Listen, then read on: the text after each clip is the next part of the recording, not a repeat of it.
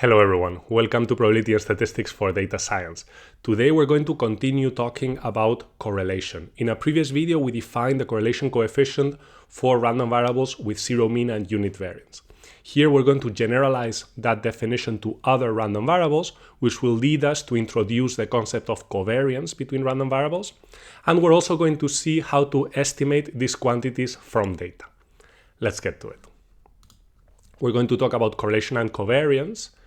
And in a previous video, as I just said, we established that the correlation coefficient quantifies the linear dependence between random variables with zero mean and unit variance. Now we're going to answer two important questions in this video. First of all, what about other random variables? Can we quantify linear dependence for random variables that do not have zero mean and unit variance? And how do you estimate all of these quantities from data? How do you estimate correlation from data?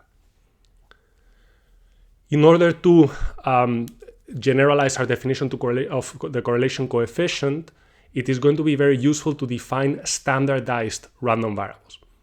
When we standardized an arbitrary random variable A that has finite mean and finite variance, what we do is we subtract the mean and we divide by the standard deviation.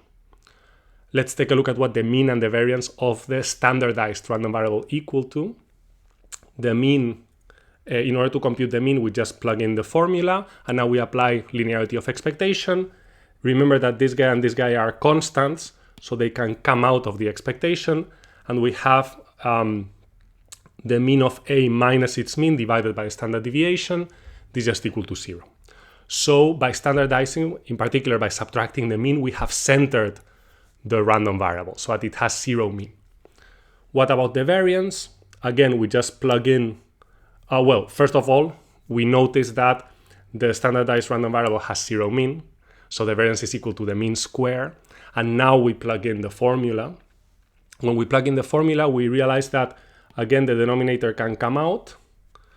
And what we have is the mean of the random variable minus its mean squared, which is just equal to the variance divided by the variance. So the variance is equal to 1. By standardizing, we center the random variable so that it has zero mean, and we normalize it so that it has variance equal to 1. So now if we consider two random variables A and B that have arbitrary means and variances, we can apply our previous results in the previous video to the standardized versions of A and B because they have zero mean and unit variance. In particular, the best linear approximation of the standardized version of B can be obtained by scaling the standardized version of A by the correlation coefficient between the standardized random variables. Remember, the correlation coefficient is just the mean of the product of these variables with zero mean and unit variance. However, this immediately gives us a way of estimating B from A. B is just equal to its standardized counterpart multiplied by the standard deviation and summing and adding back the mean. So we're inverting this standardizing operation. But now we know how to estimate this guy, right? It's just equal, it can be approximated by the correlation coefficient between the standardized variables times the standardized version of A. But now S of A is actually a very simple function of A. Okay, it's just A minus its mean divided by the standard deviation. So now we have this expression that looks a little bit complicated, but at the end is just an affine function of A. We can express it as multiplying A by a number and adding another number. So we have immediately obtained an affine approximation of B given A. This approximation turns out to be optimal in terms of mean squared error. We will prove this in a following video, but for now, just so you know. So in a way, this correlation coefficient between the standardized variables quantifies the affine dependence between arbitrary random variables A and B. And because of that, we're going to define the correlation coefficient between A and B as being equal to the correlation coefficient between the standardized versions of A and B. Because as we saw in the previous slide, this quantity tells us how well we can approximate B as an affine function of A. Notice that I'm saying affine, even though we often talk about linear dependence when we're talking about the correlation coefficient. This is because when random variables have non-zero mean, we have to add these additive constants, which are not too important because we can always center. So I will often say linear instead of affine going forward. It doesn't really matter. But I'm in a math department, so I thought it was important to clarify that.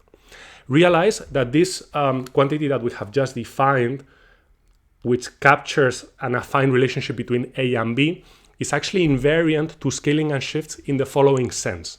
If we take any constants, any positive constants, beta 1 and beta 2, and any constants, alpha 1 and alpha 2, if we scale A and B and then add the additive constants, then when we standardize, standardization is going to eliminate the effect of the constants. So we're going to end up with the same correlation coefficient. That means that no matter how we scale, as long as it's a positive scaling, and we shift the two random variables, they're going to have the same correlation coefficient. So we have a measure of affine dependence between them that is invariant to scaling and shifts. I should have said invariant to positive scaling. Okay, so now let's take a look at what this measure that we have come up with actually looks like. Remember, by the previous video, that we had defined this quantity as the mean of the product between these random variables that have zero mean and unit variance, which in this case are the standardized versions of A and B. Now we plug in our formula for the standardized random variables, and we're going to apply linearity of expectation, and what we obtain is, in the denominator is easy. There's just the standard deviations of A and B. In the numerator, we have a quantity which is the mean of the product between the centered random variables. And this is a very important quantity in statistics. It's the covariance between A and B, because it captures how A and B vary together. That's why it's called covariance. That's how we define covariance. It's the mean of the product between A and B. Notice, by the way, here, that because these guys in the denominator are always positive, if the correlation coefficient is positive, then the covariance is positive, and vice versa. If the correlation coefficient is 0, the covariance is 0, and vice versa. And if the correlation coefficient is negative, the covariance is negative, and vice versa. Usually, we do not compute covariance like this when we're doing it in practice. We're going to see that there's a simpler, arguably simpler formula that can be arrived at by linearity of expectation. We expand the product inside the expectation to get this. And now we realize that when we apply, like these guys are constants, right? This is the mean of B, mean of A, and mean of B. When we apply the expectation operator, we realize that this is the mean of A, this is the mean of B. So these terms are all the same. And in particular, these two cancel out. So by linearity of expectation, the covariance actually equals the mean of the products minus the product of the means, which is usually more convenient to compute. The correlation coefficient is often defined in this way, by saying that we take the covariance and we normalize it by the product of the standard deviations of the random variables. This is different to the original definition that we've given, where it was the correlation coefficient between the standardized random variables. I like that other definition a little bit more because I find it intuitive, in the sense that we establish easily that the correlation coefficient completely determines the linear dependence between the standardized random variables, and then we see that that implies that it quantifies the affine dependence between the general random variables. But you will find this definition probably more often in books, and they're completely equivalent. Okay, so as we saw, because of this connection between the correlation coefficient and the covariance, if the covariance is positive, that means that there is a proportional linear dependence between A and B. So we say that they're positively correlated. If the covariance is 0, the correlation coefficient is also 0, so our linear estimate is just 0. So A and B are uncorrelated. Our linear estimate is 0. I said that a little bit quickly. between the standardized random variables, okay? Like you will see that if you make it into an affine estimate, we would be estimating B by its mean, but that's just a minor detail. And if the covariance is negative, then there's an inverse proportional linear dependence, and A and B are negatively correlated. Okay, let's take a look at an example. Here we have the joint PMF of the number of cats and dogs in households in a fictitious city. I actually made this up. At some point I tried to look for data that looked like this, but I couldn't find any publicly available online. If you know any, let me know in the comments. Anyways, we want to compute the covariance between the number of cats and dogs. For that, we need to compute the mean of the product and subtract the product of the means. How do we compute the mean of the product? If you don't remember, go back to the video on the mean. But basically, this is a function of the random variables C and D. So we sum that function weighted by the corresponding joint probabilities. This is kind of easy here because C times D is going to be 0 if C is 0 or D is 0. So that eliminates this and this, and we're left with these guys. So now we're going to add these three terms. 0.05 is the probability that we get 1 and 1, so the product is 1. 0.03 is the probability that we get 2 and 1, so the product is 2. And 0.02 is the probability that we get 1 and 2, so the product is 2. All right, so it's 1 times 0.05 plus 2 times 0.03 plus 2 times 0.02. So the mean of the product is just 0.15. Oh, I wanted to say at the beginning of this that you should pause the video and try to compute this yourself. I'm sorry I didn't, but let's continue. But in general, you know, when you see that I'm going to compute something, I recommend that you just pause the video and see if you can compute it yourself. In fact, you can pause it now and try to compute the means. They're quite easy. We do exactly the same thing as here, but if we want the mean of C, for example, you just sum over all the possible values of C weighted by the corresponding probabilities. If you do that, you're going to see that the mean of C is equal to 0.63 and the mean of D is equal to 0.42. An advantage of trying to do this yourself, apart from realizing whether you understand it or not, is that I might have made a mistake and you can shame me mercilessly in the comments. So I encourage you to do that. The covariance turns out to be minus 0.115, so it's negative. There's negative correlation between the number of cats and dogs. That means that on average, when people have more dogs, they have less cats, which happens. I mean, you can just look at the joint PMF. You might be saying, well, but the joint PMF captures everything anyway, so what are we doing here? Well, what we're doing here is we're trying to summarize the relationship between dogs and cats in a very, very simple way, in just a single number. Because otherwise, it is true that the joint PMF has all of the information. It's also true that in practice, it's often difficult to compute joint PMFs exactly, and if you have joint PDFs, even more so, right? Because you need sufficient data. So what we're trying to do is we're trying to obtain a very simple summary of the dependence, and of course we're going to sacrifice some information to do it. We will talk more about this in the next video when we compare linear estimates with nonlinear estimates. All right, so we have the covariance. We can compute the correlation coefficient. We just need to divide by the square root of the variances, or equivalently, we divide by the product of the standard deviations. To compute the variance here, we compute the mean square exactly as we had done before, and we subtract the square of the mean. If you do that for the cats, you will see that the variance is almost 0.8, and the variance of the dogs is smaller, it's close to 0.4. Right, so when we normalize the covariance in this way, we get a correlation coefficient that is equal to minus 0.208.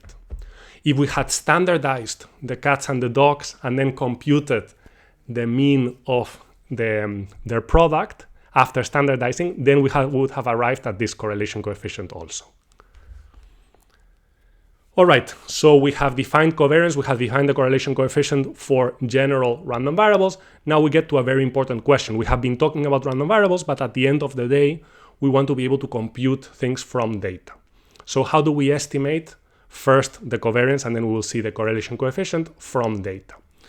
we're trying to determine the relationship between two variables. Okay, that's ultimately what we want to do. So our data have to be structured in this way. They each have to have an example of the first variable and an example of the second variable. Okay, and here we're going to assume that we have n data points. It will be useful to define the set of the first variable and the set of the second variable.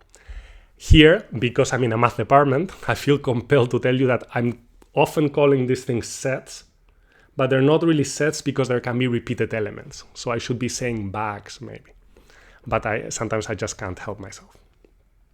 Anyways, we define the sample covariance as an average, because it's the mean of the centered random variables, where we cannot center with the true mean, so we center with the sample mean of the first variable and the sample mean of the second variable.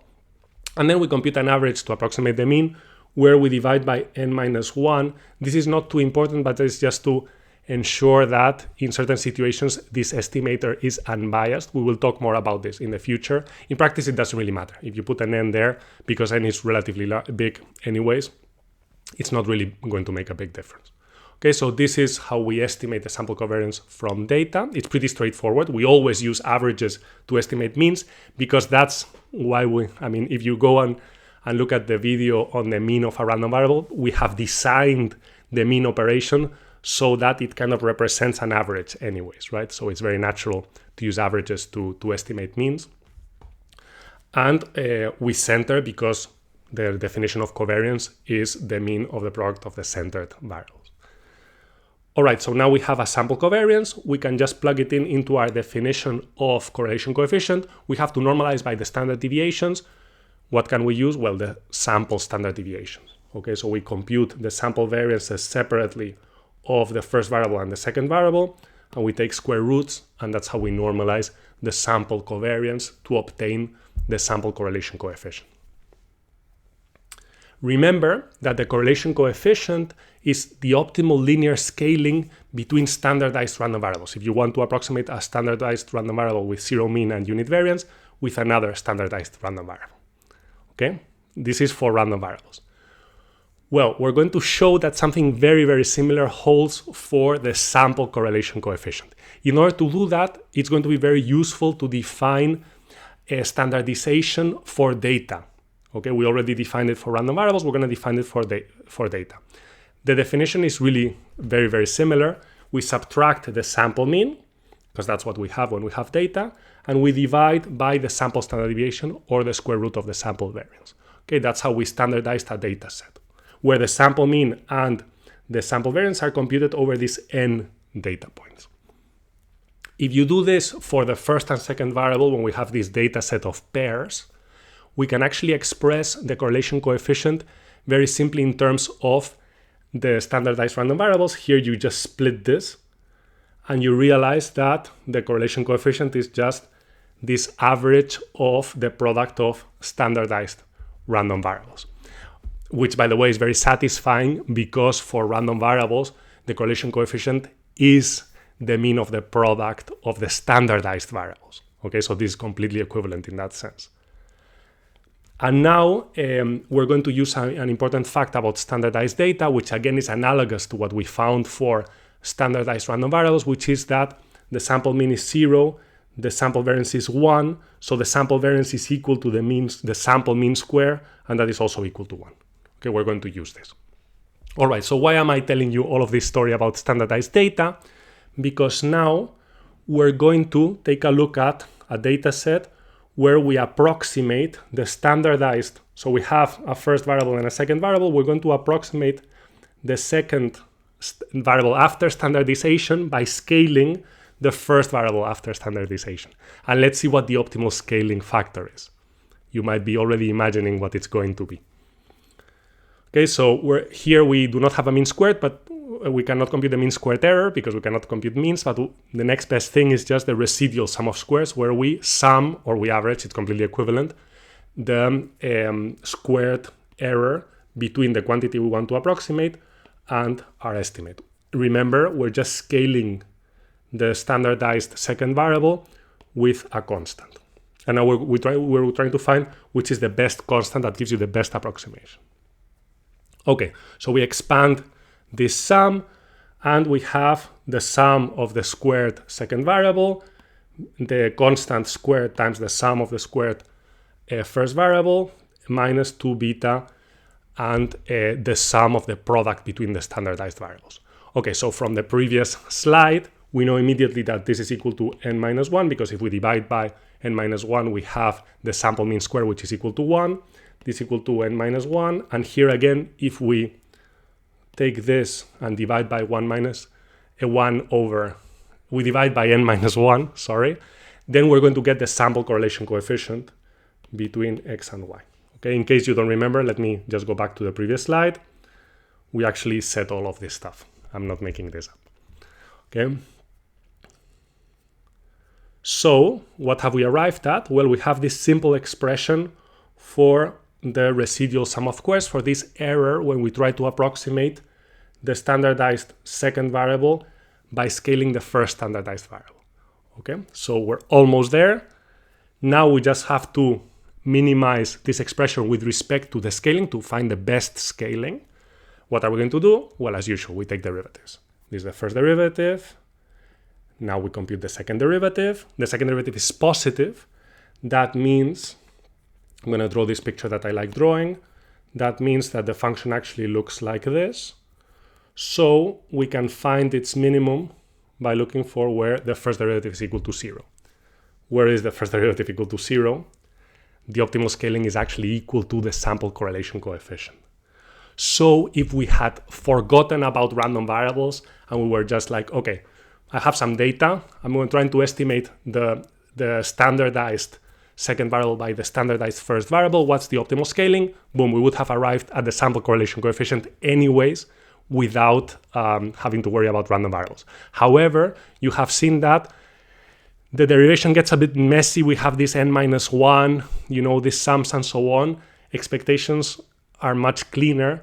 So it's kind of nice to have this dual approach where you look at random variables and have clean derivations based on random variables.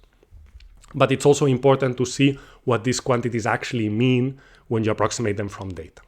And in this case, the sample correlation coefficient is the optimal scaling that you would apply to the standardized data. Let me get this right.